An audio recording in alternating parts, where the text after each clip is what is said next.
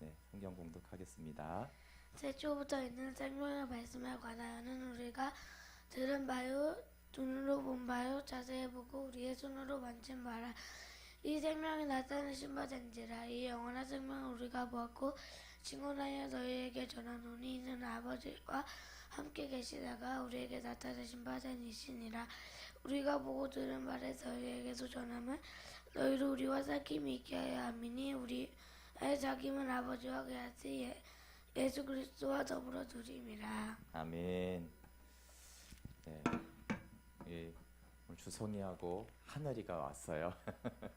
이렇게 네, 잘하셨습니다. 네, 차렷 경례. 사실 인사 안 해도 되는데 너무 잘해서 네, 너무 축복합니다. 네. 오늘 주제가 생명의 사귐, 생명의 공동체라는 말씀으로 오늘 첫 시간 그리고 이번 특별 새벽 기도회를 하려고 합니다. 특세를 어떻게 할까 하다가 요한일서가 묵상 본문이어서 요한일서가 이번 특세 좀 주제로 하면 좋겠다라는 생각이랑 또 내년에 계속 하나님과의 교제와 또 말씀 묵상으로 갔으면 했는데 이제 요한일서에 그 말씀이 나와서 너무 감사했습니다. 네, 우리 요한일서의 기록 목적을 우리 좀 잘 아는데요. 그래도 우리 요한일서 5장 13절 한번 뒤로 가서 같이 한번 읽어보겠습니다. 요한일서 5장 13절 시작. 내가 하나님의 아들의 이름을 믿는 너희에게 이것을 쓰는 것은 너희로 하여금 너희에게 영생이 있음을 알게 하려 함이라. 아멘. 이것이 이제 내가 너희에게 이것을 쓴 것은 쓰는 것은 이유를 굉장히 많이 사실은 요한일서가 말하는데 이게 가장 큰 주제고 가장 큰 목적이죠. 제가 이제 이것을 묵상을 나눌 때는 거듭난 자가 알아야 할 것은 영생이다. 그래서 영생으로 살아야 된다라고 해서 영생을 알게 하기 위해서 요한일서를 기록했다고 했습니다. 그 첫 번째 목적이고요. 사실 더 정확한 기록 목적은 영생을 각자가 아는 것이 아니라 영생의 공동체, 생명의 공동체가 되게 하려고 요한일서를 썼습니다. 여기 5장 13절에 자세히 보면 대상이 누구냐면 너희입니다. 너가 아니라 너희죠. 복수형을 쓰고 있습니다. 즉 교회 공동체를 말하는 것이죠. 너희로 하여금 너희에게 영생이 있음을 알게 하려 함이라. 그러니까 복수형인 사람들이 영생을 알게 하려고 내가 이것을 썼다. 이것이 더 정확한 표현입니다. 그러면 그냥 관습적으로 저도 뭐 말씀을 전할 때 사실 당신 너인데 이제 말하다 보면 너희라고 습관적으로 말하는 것이 아니냐라고 생각할 수 있는데 1장 3절을 보면 그렇지 않습니다. 너희와 사귐이 있게 하려 함이다라고 말하면서 영생을 각자가 알아라 이것이 아니라 영생을 아는 사귐을 얘기를 하는 것이죠. 그래서 내용적으로도 서로가 교제하는 생명의 사귐을 이야기하고 있고 또 너희들 복수형이 생명을 알아야 된다. 그러면 이제 여러 사람들이 생명을 안다라는 것은 곧 영생의 공동체가 되어지기를 원해서 요한일서를 기록한 것입니다. 요한복음의 기록 목적도 똑같습니다. 요한복음 20장 31절에 보면 오직 이것을 기록하면 너희로 이렇게 복수형이 돼 있어요. 너희로 그리고 너희로 믿고 그 이름을 힘입어 생명을 얻게 하려 함이다. 그래서 요한복음과 요한일서는 어떤 한 개인들에게 향한 것이 아니라 영생을 하는 각 개인들이 모여 있는 생명의 공동체를 위해서 내가 요한복음을 썼고 내가 요한일서를 기록했다라고 말할 수 있어요. 그래서 제가 제목을 생명의 사귐, 생명의 공동체라고 했는데 그러려면 물론 각자가 생명을 알아야겠죠. 그렇지만 그렇게 생명을 아는 공동체가 세워지는 것이 하나님의 목적입니다. 그래서 각자가 생명의 사귐을 가지는 것을 목적으로 하는 것이 아니라 하나님이 정말 가장 기뻐하실 때 그리고 여러분 우리 안에 기쁨이 충만할 때는 영생의 공동체가 세워질 때입니다. 물론 우리 각자가 생명을 알고 하나님이 나와 함께 할 때 기쁨이 충만하잖아요. 그렇죠? 그런데 그것이 생명의 공동체가 되어지면 훨씬 더 우리 안에 하늘에 속한 기쁨이 충만하고 어제 말씀대로 또 좀 전에 기도한 대로 우리 마음이 물된 동상 같게 합니다. 이스라엘 백성의 회복도 한 명을 말하는 게 아니잖아요, 그렇죠? 모든 이스라엘의 족속이 모든 복수형이죠. 내가 복수형으로 내가 회복시키겠다라고 말한 것이고, 너희가 마음이 아니라 정확히 말하면 너희들의 마음이 물된 동상 같겠고라는 것이에요. 근데 이것이 훨씬 더 기쁜 소식이죠, 그렇죠? 생각해 보세요. 그래, 나는 이번 특세 때 하나의 은혜를 주셔서 영생을 알고 하늘의 기쁨이 충만해요. 그런데 다른 사람들이 다 여전히 헤매고 있어요. 누구는 아파가고 누구는 실족해 있고. 그러면 여러분, 정말 예수 믿는 사람의 기쁨이 충만합니까? 그렇지 않잖아요, 그렇죠? 그래서 영생의 공동체가 되어질 때 나도 기쁨이 있지만 사실은 우리가 이기적이 아닐 때는요, 다른 지체들이 하나님을 알아가는 소식이 굉장히 큰 기쁨이거든요. 그래서 내 안에 기쁨이 있고 너 안에 기쁨이 있고 또 그 기쁨을 보면서 기뻐하는 그런 영생의 공동체가 되라고 하는 것이 요한 1서의 주제라고 말할 수 있습니다. 근데 시작은 이제 생명을 주는 말씀으로 시작해서 영생의 공동체로 목적으로 이제 마치는 것이죠. 그럼 어떻게 영생의 공동체가 세워지느냐? 그럼 각자가 영생을 알아야 되는데, 그럼 어떻게 각자가 영생을 아느냐라고 했을 때 영생의 말씀으로 시작이 됩니다. 그래서 요한 1서 1장 1절이 아주 중요한 말씀입니다. 한번 같이 1장 1절 같이 읽어볼게요. 시작. 태초부터 있는 생명의 말씀에 관하여는 우리가 들은 바요, 눈으로 본 바요, 자세히 보고 우리의 손으로 만진 바라. 네, 창세전부터 있는 이 생명의 말씀에 관하여 이렇게 말씀이 시작이 되죠. 모든 것이 이 생명의 말씀으로부터 시작되기 때문입니다. 그런데 이 생명의 말씀을 듣고 눈으로 보고 자세히 보고 손으로 만진다 이렇게 표현했으니까 생명의 말씀을 이제 누리는 고백이죠. 그리고 그 목적이 아까 3절에 있는 것처럼 우리와 사귐이 있게 하려 합니다. 우리의 사귐은 아버지와 아들과 함께하는 것이다 라고 하면서 생명의 공동체를 되게 하려고 그것이 목적입니다. 그래서 생명의 말씀으로 시작해서 그 생명의 말씀을 우리는 만진다라고 했으니까 생명의 삶이 구체화되고 그렇게 해서 서로가 사귐이 있는 생명의 공동체가 되게 하는 것입니다. 그럴 때 4절에 보면 우리가 이것을 쓰면 우리의 기쁨이 충만하게 하려 함이라. 네, 그렇게 생명의 공동체가 되어질 때 하나님도 기뻐하시고 우리의 기쁨이 너무 충만하게 된다라고 말씀하고 있습니다. 네, 시작은 태초부터 있는 생명의 말씀입니다. 생명의 말씀은 생명을 주는 말씀 이렇게도 말할 수 있습니다. 하나님의 말씀은 생명을 주는 말씀입니다. 그러니까 말씀을 우리가 듣고 보고 묵상할 때 이 말씀이 생명을 주는구나 라고 들리고 보여지면 정말 성령님께서 그 말씀을 보게 하는 것이 맞는 것입니다. 우리가 성경을 많이 알고 연구해도 생명을 얻지 못하면 무익한 것이죠. 우리가 대표적으로 알듯이 바리새인과 서기관들이 얼마나 성경을 많이 합니까? 근데 당시 서기관들은 정말 성경 박사들인데 하나님 예수님께 책망을 받은 것은 생명을 주는 말씀으로 듣지 않아서 그래요. 그래서 예수님도 너희가 영생을 얻는 줄 알고 성경을 상고하는데 왜 나에게 오지 않느냐라고 하면서 하나님의 말씀을 아무리 알아도 그것이 생명 얻는 말씀으로 알지 않으면 무익하다라고 했습니다. 그런데 그냥 무익한 정도로 끝나지 않습니다. 말씀이 생명을 주지 않으면요 사람을 교만하게 만듭니다. 그래서 고린도전서 8장 1절에도 지식은 교만하게 하며 사랑은 덕을 세운다라고 했어요. 근데 여기 지식은 성경 지식을 포함하는 말씀이에요. 근데 하나님의 말씀을 아는데 성경을 아는데 이게 지식으로 들어오면 사람이 교만해집니다. 그래서 여러분 새가족반, 기본진리, 로드시, 복음학교 이렇게 막 하면 사람들이 어떻게 됩니까? 딱 두 가지로 나눠집니다. 말씀을 양육받으면 다 신앙이 자라는 줄 아는데 그러지 않습니다. 지식으로 받은 사람들은요 양육을 받을수록 교만해져요. 그런데 생명의 말씀으로 받은 사람들은 여기 말씀대로 사랑은 덕을 세우잖아요. 이게 생명을 주는 말씀으로 받으면 양육을 받을수록 겸손해지고 사랑이 점점 많아지는데 다 그렇지가 않습니다. 그래서 교회에서 양육을 하는 것보다도 사실은 위험할 수가 있는 것입니다. 그런 사람들이 정말 많습니다.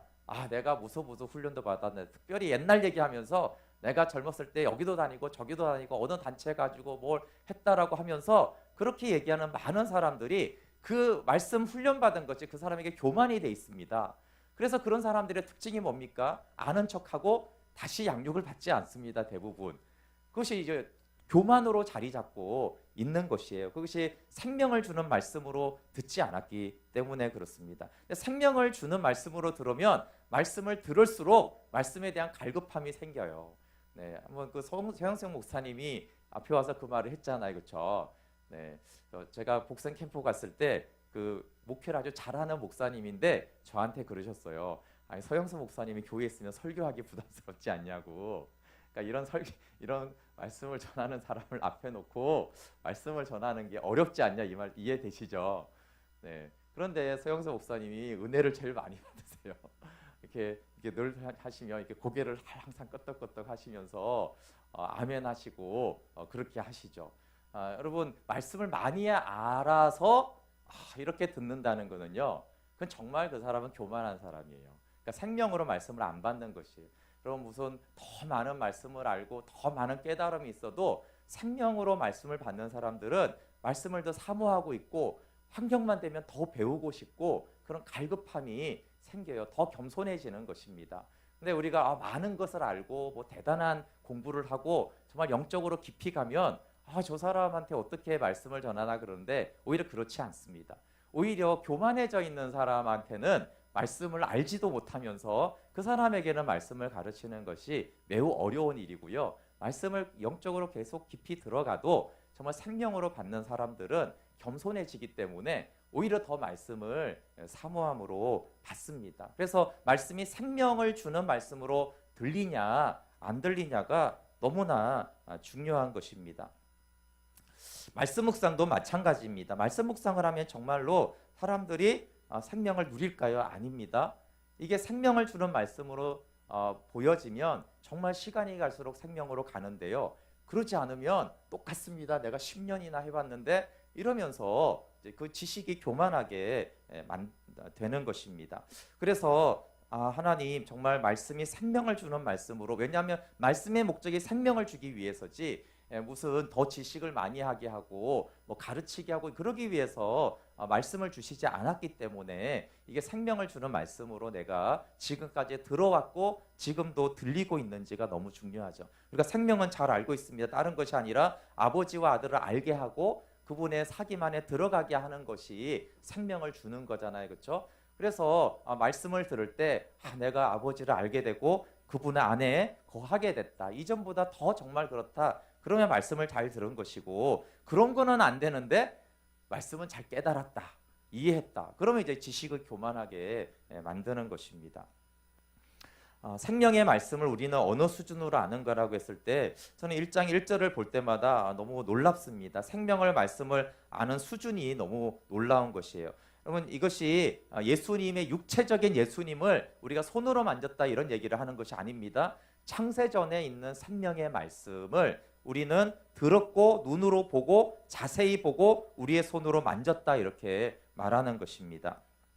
그래서 생명의 말씀이 자세히 보이고 만져지는 것이죠. 그럼 자세히 보고 만져진다라는 것은 말씀이 이해가 됐다, 깨달았다 이런 얘기를 하는 것이 아닙니다. 그 정도 수준을 말하는 것이 아니라 맹인이 눈이 열려서 보이듯이 보이는 것을 말합니다. 그래서 성령께서 계시하여서 보는 생명의 말씀을 말하는 것입니다. 그래서 요한일서 2장 2절에 1장 2절에 이 생명이 나타난 바 된지라라고 했을 때 이 나타난 바 된지라가 계시하다, 보여주다, 알리다 이런 뜻이라고 했습니다. 이것은 우리가 연구해서 아는 말씀이 아닙니다. 문맥을 잘 깨닫고 주석을 보고 막 이렇게 영어도 성경도 보고 그러면 우리가 이해할 수 있어요. 그런데 이 말씀은 이해한다라는 것이 아닙니다. 그렇기 때문에 말씀이 생명을 주는 것으로 우리가 보고 들려야 하면 성령님께 구해야 합니다. 첫 번째, 바울에게 특별히 뭐 여러 가지 방식으로 바울을 만날 수 있는데 우리가 사도행전 9장에 보면 눈을 멀게 하잖아요, 그렇죠? 그리고는 9장 18절에 보면 사울의 눈에서 비늘 같은 것이 벗어져 다시 보게 돼요. 그리고 이것이 그냥 단순한 기적을 얘기하는 것이 아니잖아요, 그죠? 사도 바울이 바리새인이었고 성경을 너무나 아는 성경 박사였지만 사실은 영적인 맹인이었다라는 것을 말하는 것이고, 왜냐하면 빛을 봤는데 맹인이 됐잖아요, 그렇죠? 그가 영의 눈이 열려진 사람이었으면 빛을 봤을 때 영광을 봤을 거예요. 그런데 이제 사실상 바울에게 말하는 것은 네가 그렇게 성경 박사고 모든 율법을 지켰지만 지켜야 되면 알아야 될 거 아니에요, 그렇죠? 그러니까 아는 건 기본이죠. 지켰다라고 말하니까. 그런데 바울이 이전에는 영적으로 맹인이었다는 것을 보여주는 것이에요. 그리고는 이제 기도를 했을 때 눈에서 비늘 같은 것이 벗겨지면서 그러면서 이제 나가서 바로 복음을 전하잖아요, 그렇죠? 무슨 특별한 성경 공부를 한 것이 없습니다. 그런데 눈이 열어지니까 비늘이 벗겨지니까 이제 보게 된 것을 말하는 것이에요. 그러면서 바울이 이제 이 말씀이 보고 만지게 된 것이죠. 그러니까 목숨을 걸고 핍박을 받잖아요. 그래도 너무나 분명한 이 생명의 말씀을 전하게 된 것이에요. 그래서 이거 우리에게 필요한 것은 비늘이 벗겨지고 눈이 열어져야 되는 차원으로 말씀을 봐야 됩니다. 그 바울이 에베소서 1장 17절 18절에 아버지께서 지혜와 계시의 영을 주사 너희에게 주사 하나님을 알게 하시고 너희의 마음의 눈을 밝히사 이렇게 말씀했죠. 그러니까 바울이 비늘이 벗겨진 사건을 자신은 어떻게 해석하는 거예요? 사실 물론 눈의 비늘이지만 자기 마음 눈이 열어지는 사건이었던 거예요. 그러니까 그때부터 부르심의 소망이 보여지고 영광의 기업이 알아지면서 그 부활의 능력이 보여지기 시작한 것이거든요. 그래서 마음 눈이 열어져야 되는데 그것은 성령님이 하시는 것이다라고 했습니다. 우리가 욥기도 잘 알듯이 42장 5절에 귀로 듣던 하나님을 눈으로 봅니다. 이것이 욥이 이해했다 이렇게 말하는 것이 아니죠. 하나님을 알고 나를 알면서 내 영의 눈이 마음 눈이 열어져서 이제 내가 이제 하나님을 보는 차원이 되었다라고 말씀하고 있습니다. 그래서 하나님, 우리는 하나님을 모르는 자입니다. 주님, 성경을 아무리 봐도 저는 지식으로만 보는 자입니다. 성령님, 생명을 주는 말씀으로 듣고 보게 하여 주시옵소서라고 겸손하게 구해야 하는 것입니다. 그리고 생명을 아는 두 번째 방법이 생명의 사귐입니다. 그래서 요한이 이렇게 우리 3절 다시 한번 읽어볼게요. 전하고 사귐이 같이 있습니다. 읽어볼게요. 시작. 우리가 보고 들은 바를 너희에게도 전함은 너희로 우리와 사귐이 있게 하려 함이니 우리의 사귐은 아버지와 그의 아들 예수 그리스도와 더불어 누림이라. 3절에 보면 너희에게도 전함은 그랬죠. 우리가 보고 들은 것. 그러니까 생명으로 말씀을 보고 들은 자가 전하는 것이에요. 근데 전하고 또 하나가 뭐예요? 우리와 사귐이 있게 하려 하는 것입니다. 그래서 생명을 보고 만지는 지름길은 생명의 말씀을 전하고 사귐을 갖게 하는 것이에요. 그러니까 받는 쪽에서는 생명의 말씀을 듣고 생명의 사람과 사귐을 갖는 두 가지가 생명을 알고 누리는 비결입니다. 생각해 보세요. 바울의 제자 중에 영적인 아들 중에 디모데와 디도가 있습니다. 이들이 영생의 사람이 됐죠. 첫 번째 왜 그렇겠습니까? 바울을 따라다니면서 영생의 말씀을 듣잖아요, 그렇죠? 그리고 영생의 사람과 교제를 하는 것이에요. 바울 혼자가 아니라 바울과 바나바와 같은 바울은 늘 공동체로 다녔거든요. 바울의 전도 여행의 특징은 혼자 다니지 않는 것이에요. 적어도 한 명 이상을 같이 다니고 있는 것이에요. 그래서 영생의 사귐을 늘 하는 가운데 바울이 복음을 전하는 것을 알 수 있어요. 그러다가 만난 젊은 친구들이잖아요, 그렇죠? 여러분 이 친구들은 우리하고 달라서 그랬을까요? 다를 수도 있어요. 그렇지만 중요한 것은 생명의 말씀을 듣고 생명의 교제권 안으로 들어왔잖아요. 그렇기 때문에 생명의 눈이 열어지는 것입니다. 근데 이것은 영적으로 또 하나님이 우리 가운데 자연적으로 주신 어떤 지혜와 은혜와 같은 것이에요. 여러분 그 치유와 축사가 이렇게 가득한 곳에는 그 아프리카 이런 데 보면 우리 주성인만 해도 귀신들 다 쫓아내고 그래요. 그게 어려운 것이 아니에요. 공동체가 그렇게 하면 그것이 어려운 것이 아닙니다. 뭐 순복음교회 같은 데는 방언하는 게 어려운 게 아니에요. 왜냐하면 다 이게 방언하고 성령의 인재를 초청하고 이런 곳에서는 그게 특이하거나 신기한 일이 아닌 것입니다. 네, 지금도 우리 주성이와 하늘이가 예배를 잘 드리잖아요. 우리 더 어린 유치원 나이 아이들이 저희 교회 90분 예배를 앉아서 잘 있잖아요, 그렇죠? 그게 이제 공동체가 하면은 그게 어려운 게 아니에요. 근데 교회를 처음 오는 사람은 굉장히 신기해하는 것이에요. 어떻게 신기하다. 그렇게 하는 게 그게 공동체 안에 있으면은 그게 어려운 것이 아닙니다. 그래서 초대교회가 카타콤에서 그 무덤 안에서 신앙생활했다. 대단한 건 사실이지만요. 카타콤에서 태어난 애는 그 신기한 게 아니에요. 왜냐하면 다 그렇게 신앙생활하고 있는 거예요. 우리 아버지, 엄마, 형들, 친구 다 하고 있으면은 그게 그렇게 어려운 게 아닙니다. 지금도 유대인들을 가면 사실 종교인들의 삶이 우리가 보기에는 좀 독특해요. 어떻게 저렇게 살지? 그렇게 하는데요. 이상하지 않습니다. 태어날 때부터 다 그렇게 살면은 그렇게 종교인으로 사는 것이 어렵지가 않아요. 오히려 소수가 그걸 못 견디고 나오는 경우가 있지 다수는 그것이 어렵다고 생각하지 않습니다. 생명은 영적인 것이지만 바울이 말하는 생명을 전하고 교제를 하면 너희들도 생명을 아는 공동체가 될 것이다. 이 두 가지, 그러니까 생명의 말씀을 듣고 생명의 교제를 같이 하게 되어지면 생명을 아는 것이 쉬운 일입니다. 그러면서 이제 이 생명의 공동체를 위해서 어떻게 이 생명의 사귐을 아는지 구체적인 방법이 5절부터 10절에 있습니다. 우리 5절부터 7절 먼저 한번 같이 읽어볼게요. 시작. 우리가 그에게서 듣고 너희에게 전하는 소식은 이것이니 곧 하나님은 빛이시라. 그에게는 어둠이 조금도 없으시다는 것이니라. 만일 우리가 하나님과 사귐이 있다 하고 어둠에 행하면 거짓말을 하고 진리를 행하지 아니함이거니와 그가 빛 가운데 계신 것 같이 우리도 빛 가운데 행하면 우리가 서로 사귐이 있고 그 아들 예수의 피가 우리를 모든 죄에서 깨끗하게 하실 것이요. 네, 여기 이제 세 번째 방법이 나옵니다. 첫 번째는 영생의 말씀을 듣고, 두 번째는 영생의 교제를 하는 것이고, 세 번째가 너희가 빛 가운데 행하도록 하라는 것입니다. 순서가 중요합니다. 근데 저희 교회가 또 적용 중심의 묵상을 하지 말라고 그래서 의지적으로 말씀을 순종할 필요 없어 이렇게 하면 안 되는 것이에요. 생명의 말씀이 없이 자꾸 행동으로 하려는 것은 어긋난다라는 것이에요. 그러나 생명의 말씀을 듣고 교제를 한 다음에 어떻게 해야 돼요? 그럼 너희가 빛 가운데 살아가는 삶을 살도록 하라는 것이에요. 그래서 세 번째 조건이 나오는 것이에요. 생명으로 들리는 말씀을 듣고 그렇게 한 사람들이랑 계속 교제를 하고 그러면 이제 삶에서 빛 가운데 한번 걸어가 봐라. 주님이 빛이시니까. 그러면 생명이 더 분명해진다라는 말씀을 하고 있는 것입니다. 그러면서 하나님과의 사귐이 되는지 안 되는지 테스트를 할 수 있는 게 여기 나오죠. 내 삶이 빛 가운데 행하면 하나님과 사귐이 있구나. 무슨 영적인 특별한 일이 새벽에 안 일어나도 오늘 하루가 내가 빛 가운데 사라지는 거예요. 그럴 마음이 생기고 그렇게 순종할 힘이 내 안에 생겨서 하루를 살아가는 것을 보면 하나님이 나와 만나 주셨구나. 이걸 알 수 있는 것이고 은혜 많이 받은 것 같은데 빛 가운데가 안 돼요.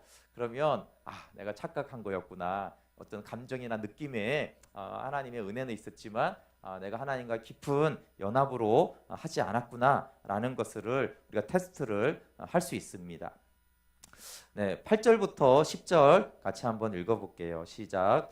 만일 우리가 죄가 없다고 말하면 스스로 속이고 또 진리가 우리 속에 있지 아니할 것이요. 만일 우리가 우리 죄를 자백하면 그는 미쁘시고 이로사 우리 죄를 사하시며 우리를 모든 불의에서 깨끗하게 하실 것이요. 만일 우리가 범죄하지 아니하였다면 하나님을 거짓말하는 이로 만드는 것이니 또한 그의 말씀이 우리 속에 있지 아니하리라. 네, 5절과 7절은 빛 가운데 행해라. 그리고 8절부터 10절은 죄 없다고 하면 스스로 속이고 진리가 그 속에 있지 않다. 이게 충돌되는 말씀 같은데 그렇지 않죠. 우리가 생명의 말씀을 듣고 생명의 교제를 하고 빛 가운데 걸어가야 되는데 빛 가운데 못 걸어갈 수가 있잖아요. 그렇죠? 그것에 대해서 말하는 거예요. 너희가 빛 가운데 행하도록 해라.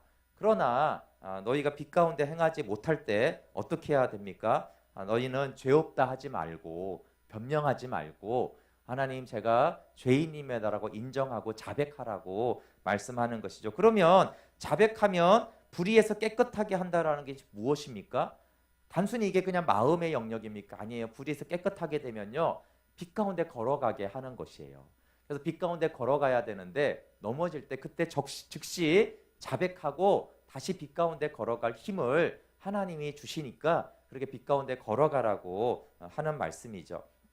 그래서 빛 가운데 행하는 자는 생명으로 사는 자는 두 가지 역설적인 특징이 있다고 했습니다. 그것은 어둠에 행하는 삶을 떠나서 하나님과 사귐을 누리며 빛 가운데 행하는 것입니다.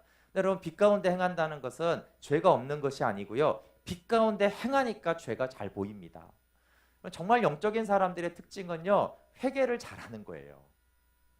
근데 오히려 영적이지 않은 사람들이 회개가 안 돼요.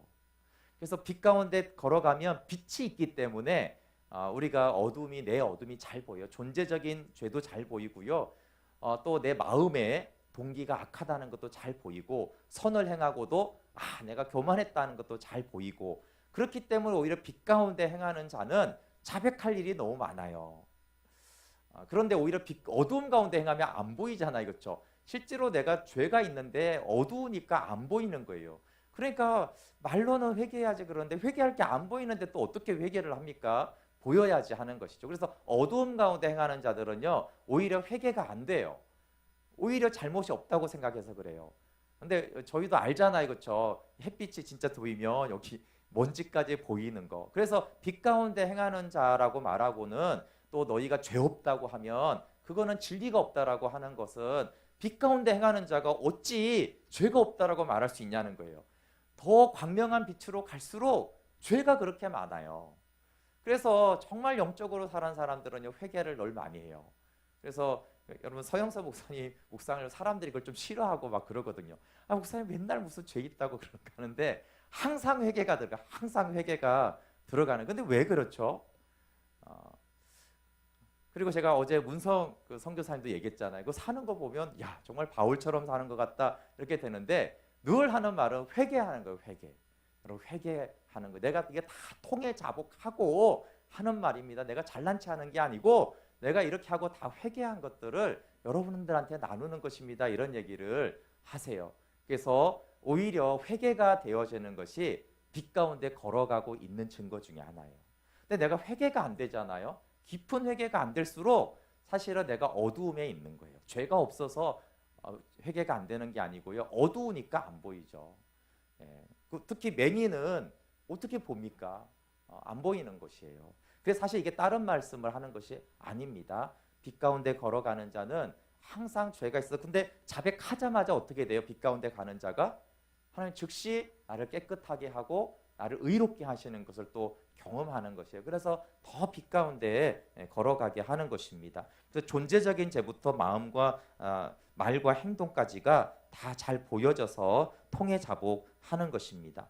그러니까 만약에 율법을 지키고 선을 행하고 그러면 생명으로 산다고 하면서 자신의 비참함을 모르고 회개가 안 된다면요, 그건 스스로 속이는 자다라고 말씀하고 있는 것입니다. 우리가 뭐 영적인 사람들이 다 그렇지만 대표적으로 바울을 잘 알잖아요. 바울의 고백이 처음에는 내가 사도 중에 작은 자다 이렇게 말이 있고, 그 다음에 이제 또 지나다가 내가 성도들 중에 작은 자다 그러고, 여러분 죄인 중에 괴수라고 한 표현은 바울이 말년에 쓴 거예요. 가장 말년에 나는 죄인 중에 괴수다.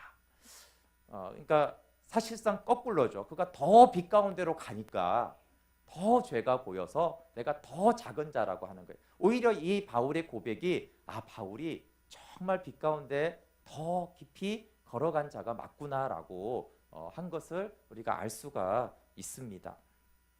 그래서 생명의 사귐이 내가 하나님과 있는지 없는지 테스트하는 것이, 하나는 빛 가운데 걸어가는지, 그리고 또 하나가 회개가 있는지, 가능하면 더 존재적이고 깊은 회개가 되어질수록 빛 가운데 걸어가고 있는 것이요.